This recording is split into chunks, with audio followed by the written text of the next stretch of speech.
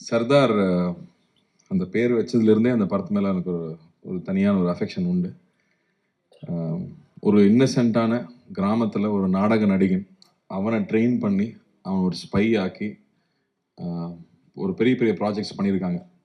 அது ஏற்கனவே நம்ம ஹிஸ்ட்ரியில் நடந்தது, அதை இன்ஸ்பிரேஷனாக எடுத்துகிட்டு பண்ணியிருந்தாரு. ஸோ அந்த கேரக்டருக்குள்ளே அவ்வளோ ஷேட்ஸ் இருக்கும், அவ்வளோ இன்னசென்ஸ் இருக்கும். மக்களுக்கு ஒன்றுனா உடனே ஓடி போய் நிற்கிற ஒரு விஷயம் இருக்கும். எந்த விஷயத்த வேணாலும் ரிஸ்க் எடுக்க தயாராக இருப்பார், எதை வேணால் இழக்க தயாராக இருக்கணும்.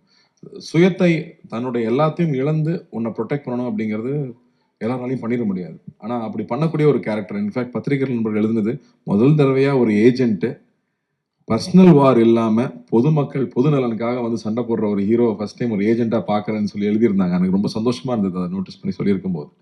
ஸோ அப்படி ஒரு கேரக்டர், அந்த கேரக்டர் திரும்பி வந்தால் நல்லாயிருக்கும். பட் திரும்பி வரும்போது என்ன பர்பஸ், என்ன இருக்க போகுது, மித்ரன்னாலே என்ன அடுத்தது என்ன சொல்லி பயமுறுத்த போறாருன்னு எல்லாரும் கேட்குறாங்க. அவர் ஃபர்ஸ்ட் படத்தில் வந்து கையில் மொபைல் ஃபோன் மெசேஜ் வந்தாலே பக்குன்னு இருக்கும், அதுக்கப்புறம் வாட்டர் பாட்டில் பார்த்தா பயமாக இருக்கும். அப்படி இந்த படத்தில் என்ன பயம் இருக்குன்னா அதை விட பயமான ஒரு விஷயம் வச்சிருக்காரு. உண்மையாகவே ஸ்கேரியான ஒரு பெரிய ஒரு விஷயம் இந்த படத்தில் கையில் தொட்டிருக்காரு. அப்போ வந்து how good is a hero is வந்து ஹவு பிக் இஸ் த வில்லனுங்கிறத வச்சு தான். 2 பேர் சண்டை போட போறாங்க. இந்த 2 பேர்ல 2 பேருமே மிகப்பெரிய ஆளா இருந்தா தான் அந்த போர் சுவாரஸ்யமா இருக்கும். அப்படி இந்த படம் ஒரு மிகப்பெரிய போரை பத்தி பேசுது. அதுக்கு ஆப்போசிட்ல எஸ் ஜே சூர்யா சார் வந்திருக்காருங்கும் போது நான் ரொம்ப ரொம்ப சந்தோஷப்பட்டேன். ஏன்னா அந்த படம் பெருசாகணும்னா, அந்த போர் பெருசாகணும்னா அந்த அந்த இரு துருவங்கள் பெருசா இருக்கணும். சர்தார் வந்து ஸ்பாட்ல இருக்கும்போதே வந்து சர்தார் வந்துட்டாரு, சார் வந்துட்டாருன்னு தான் பேசுவாங்க. அதே விஜய் கேரக்டர் ரொம்ப விஜய் வந்துட்டான் அப்படிம்பாங்க. டேய் 2 நான் தான்டா, கொஞ்சம் மரியாதையா பேசுகிறான்னு. பட் அது அந்த ரெஸ்பெக்ட் வந்து ஷூட்டிங் ஸ்பாட்லேயே தெரியும். ஸோ இந்த படம் ஆக்சுவலாக ரொம்ப என்ஜாய் பண்ணோம். நான் ஃபஸ்ட்டு எப்பவுமே மித்ரனுக்கு ஒரு பழக்கம், ஃப்ளாஷ்பேக் தான் first shoot பண்ணுவாப்புல.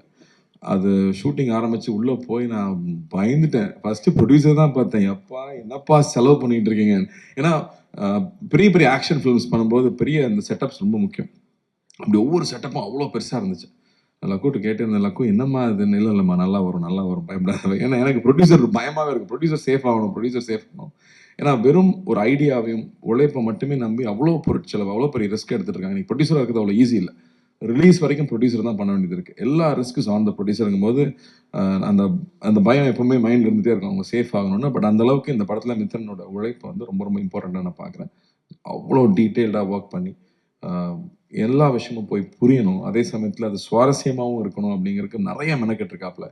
And S J Suryah sir செட்டில் இருக்கும்போது சொல்லவே வேண்டாம். அவர் வந்து எவ்வளோ தீனி கொடுத்தாலும் பத்துறதில்லை அவருக்கு. கேட்டு கேட்டு கேட்டு கேட்டு அவர் வாங்கி பண்ணுறதை பார்க்குறக்கே சந்தோஷமாக இருக்கும். இன்ஃபேக்ட் அவர் செட்டில் இருந்தாங்கன்னா நாங்கள்லாம் செல்ஃபோனே தொடரதே இல்லை. ஏன்னா வந்து ஷார்ட் நோட்டில் எல்லாரும் செல்ஃபோனுக்கு போயிடுவாங்க. பட் இதில் வந்து அப்படி இல்லவே இல்லை. அவர்கிட்ட அவ்வளோ விஷயங்கள் ஷேர் பண்ணிக்கிறக்கும், பேசிக்கிறக்கும், தெரிஞ்சுக்கிறக்கும் அவ்வளோ இருக்கும். ஸோ இந்த எக்ஸ்பீரியன்ஸாகவே இந்த படம் ரொம்ப இன்ட்ரெஸ்டிங்காக போயிட்டுருக்கு. இந்த இவெண்ட்டுக்கும் அந்த காரணம் தான். இந்த எவ்வளோ பெரிய படம், இதுக்கு பிறகு எவ்வளோ பெரிய உழைப்பு இருக்குங்கிறது முதல்ல உங்ககிட்ட சொல்லணும்னு ஆசைப்பட்டோம். ஏன்னா நீங்கள் தான் ஆரம்பத்துலேருந்து அந்த அந்த அந்த குழந்தைய வந்து ரிலீஸ் வரைக்கும் கூட்டிகிட்டு போகிறது நீங்கள் தான். ஸோ அந்த வகையில் அவங்க முன்னாடி ஃபஸ்ட்டு காமிக்கணும்னு ரொம்ப ஆசைப்பட்டோம். ஸோ உங்களுக்கும் பிடிச்சிருக்கும்னு நம்புகிறேன். அதே மாதிரி சாம் வந்து கைதிக்கு அப்புறம் பண்ணுறோம். அண்டு ஒரு ஸ்பை ஃபிலிம்னா ரஹ்மான் சார் சொல்லிகிட்டே இருக்கார் இல்லையா, நம்மளுடைய கதையாக இருக்கணும், நம்ம எமோஷன்ஸாக இருக்கணும், நம்ம ப்ரெசன்டேஷன் இன்டர்நேஷ்னலாக இருக்கணும். அப்போ தான் அடுத்த லெவலுக்கு நம்மளுடைய படங்கள் வெளியில் போக முடியும் அப்படின்னு சொல்லிட்டே இருப்பார். அதுக்கான டீம், நம்மளோட எடிட்டர் ஆகட்டும், ஜார்ஜோட ஒர்க் ஆகட்டும், இல்லை ஸ்டண்ட்ஸில் வந்து திலீப்போட ஒர்க் ஆகட்டும், இப்போ சேதனோட ஒர்க் ஆகட்டும், ஐ திங்க் எல்லா டெக்னீஷியன்ஸும் they're giving their best for this film. And writing also, இந்த படத்தில் இருக்கிற டயலாக்ஸ் ஆகட்டும். ஏன்னா அவ்வளோ ஈஸி இல்லை இந்த கான்செப்ட் அழகாக கொண்டு வந்து சேர்க்கறது. ஸோ அந்த வகையில் ரொம்ப திருப்தியாகவும் இருக்குது. அண்ட் லுக்கிங் ஃபார்வர்ட், இன்னும் நிறையா இந்த படத்தை பற்றி பேசணும். பட் ஃபஸ்ட்டு முன்னோட்டமாக இந்த படம் இவ்வளோ உழைச்சிருக்கோம், அந்த உழைப்போட ஒரு சின்ன ஒரு கிளிம்ஸ் உங்ககிட்ட காமிக்கிறது தான் இங்கே வந்திருந்தோம். ரொம்ப ரொம்ப நன்றி. உங்களுடைய தொடர்ந்து உங்களுடைய அன்பு எப்பவுமே எங்களுக்கு தேவை. அண்ட் ஈத் முபாரக் எல்லாருக்கும். நன்றி. தேங்க்யூ.